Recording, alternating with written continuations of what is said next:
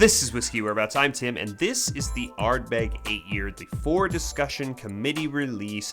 It came out in the summer of 2021, and it's still hanging around, which is a little strange. When this bottle came out, it scared some people.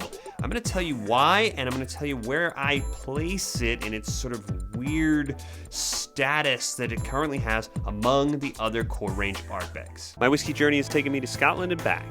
I've explored whiskey education, tastings, and distilleries from Islay to Speyside.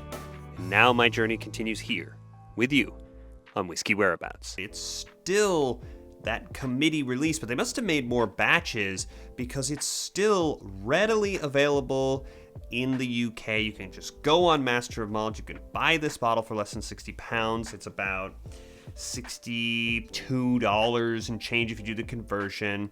It's not available here in the US very readily, and it doesn't quite fit in the range either. It's got the age statement, sure, but we've got a 46%, the Classic 10, we've got a 47 and change percent 5-year Wee Beastie, no sherry here, sherry influence here. Here we have the sherry influence again on the 8-year, but we have a nice hearty ABV 50.8%.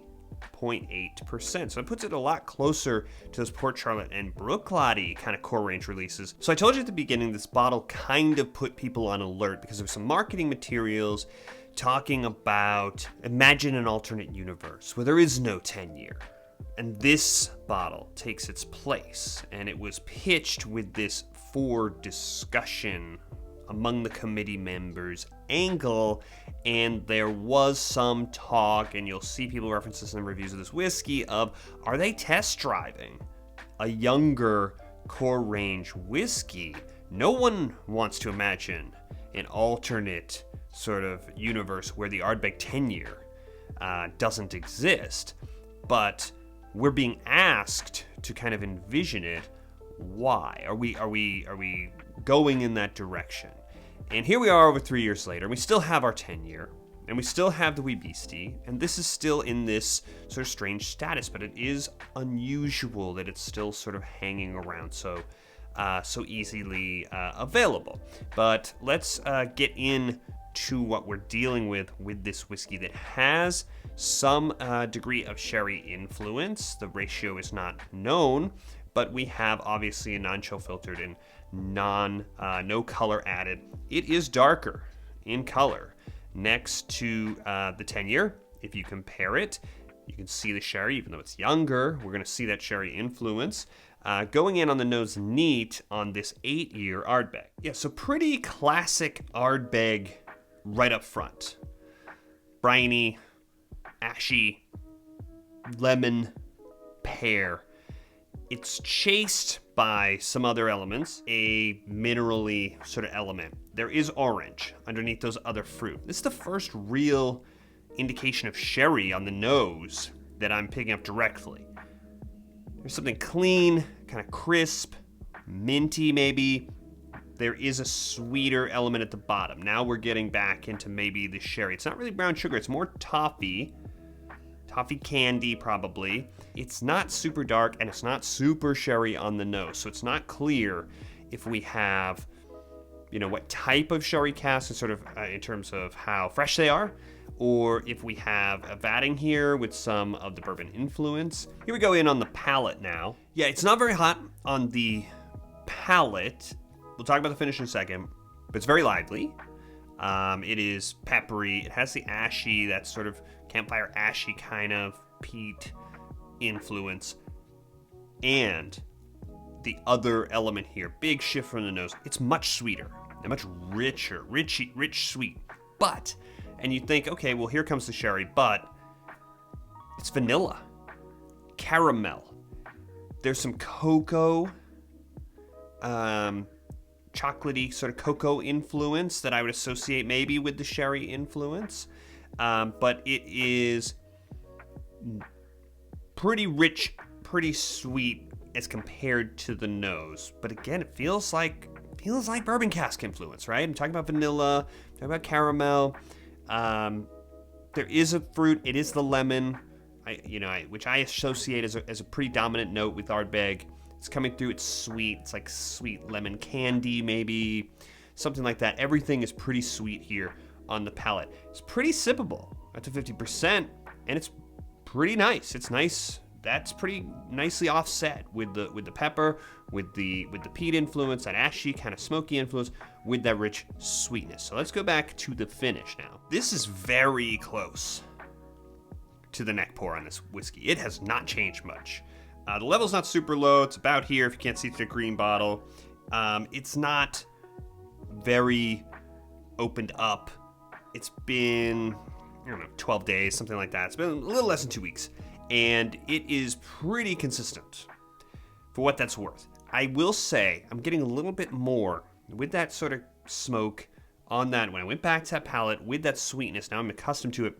There is something else there. It's a little bit more protein, a little grilled protein type of element. Nice, right? It's a character that I associate with the Wee Beastie. And again, we've got the sherry influence with the Wee Beastie, more barbecue grill rather than the 10-year. And it's part of it. Now on this finish, here comes the heat. It's not overwhelming, anything like that, but that's the first time you kind of feel 50%. You feel the jump up from the 46, 10-year. Long, obviously, it's Ardbeg 50% whiskey. Long, you've got the smoke. It's very nice. Underneath, there is that sort of presence of the sweetness. It's kind of condensed sweet. It's hard to pick it apart, but you have that sort of caramel flirting with chocolate and vanilla on both sides, kind of sweetness on the sort of sides of your tongue. As it develops, there's a tartness, there's a lemon, there is the cask influence. You get some of the bitter, the tannin. It's very well balanced. It's a nice finish, and it's a pretty nice experience here. Going through each of the stages, it's a little bit different. So we've got a little bit of variety, which is nice because it's not monotonous from the 8-year. But can we find anything else? Let's go ahead and hit it with a little water. And oh yes, we've opened up some new elements here with the water. That sort of profile that I was talking about on the nose at the beginning, especially that lemon, that's certainly there from when it was neat, but now I'm getting red berry rather than any sort of orange. So a little bit of sharper, rich, sweet fruit element. There's a leather element here now, really announcing itself. There's a green, you might say vegetal element. It's a little fresher here. It did have that sort of tart, sort of lemon before on the nose neat. It wasn't nearly as sweet as the palate, but here I've got these new elements. Let's see what finds out. Let's find out what happens on the palate with the water now. Palate, the mouthfeel has held up really well. Very creamy, still rich. That ashy sort of peat influence, it's there. Feels a little diluted. It's really caramel, cocoa, vanilla, sweet now. That rich, sugary kind of sweet rather than a fruit sweet on the palate. Still very, very nice. Going back for the finish very quickly. The citrus is now sort of transitioned. It's that red berry I was talking about. The peat is still there. It's now like ash dusted over chocolate toffee bar, something like that. It's leading with the sweetness. It's very sippable here, and as the finish begins, it's as if it's sort of been neutralized, the sort of ABV, and then as it develops and it's long, then it brings it back up at the last minute, as if to say, no, we're not going away. It's still here, and it kind of punches back. It's kind of nice because it makes the whole thing very, very sippable. It's much richer, it's sweeter, and we're farther away from what I could consider Ardbeg classic. So what you really want to know is, where does it fall in this imaginary core range of age statement Ardbegs? And the answer is not as good as the 10-year to me. I'm high on the 10-year. I prefer Ardbeg, not in sherry casks. I don't think the sherry casks ruin it, but I prefer the 10 to the Wee Beastie. I prefer the Corey Vrecken to the Ugadal, but both of those comparisons are pretty close. This is a really good whiskey. I think of this whiskey as very sort of honey, vanilla, lemon, obviously with that ashy kind of smoke kind of influence among other things. This one is a different animal. The Wee Beastie is more barbecue, more grilled meat, but also sweeter. This one I think of as more chocolate, raisin, that real sort of sweet barbecue, pairing with that sort of proteiny kind of meatiness. So they're two very different kind of takes or approaches. This one is not nearly as sherry, at least as it presents, as the Wee Beastie. It's not really a case of pick a lane, like it's trying to split the difference. I don't think it is. I think it's its own thing. And I think that's good. I think that's makes it worthwhile rather than trying to find the middle ground between these two whiskeys. It's closer to this one, which I previously did these two head to head. That's why I'm not tasting them now. You've seen it. I'll put a link to that episode up here if you haven't seen it. Before I rate this whiskey, we've talked about the value comparison, but the real comparison I want to make is with another whiskey that costs here in the US the same amount as what this one would based on my estimate. And it's this bottle, the Lagavulin 8-year. It's another whiskey that I've already reviewed on the channel, and it is going to cost you about $75-ish, which is what I would expect adjusting up if this one were here on the same shelf. So it's 8-year versus 8-year. It's not an even fight because we've got 48% versus the 50%. But this is the whiskey that I think I want to compare these with before I issue my rating. So I've already gotten into this one. I want to come back to the Lagavulin 8-year very quickly because I've already done it on the channel just to remind us of what we're dealing with here. On the nose very quickly. This one is so much crisper. That briny sort of lemon kind of leading with that. And even the sweetness on the nose neat is more citrus.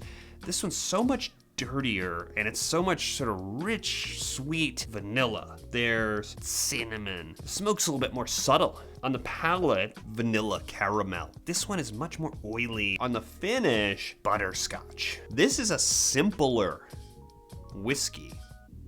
This is probably richer. This one is a little bit more complex. They are pretty evenly matched. I probably would pick the 8-year from Ardbeg. So these comparisons are all well and good, but the real question is, where do I come out with this bottle on its own? And I will tell you, it's a 4-glass bottle of whiskey to me.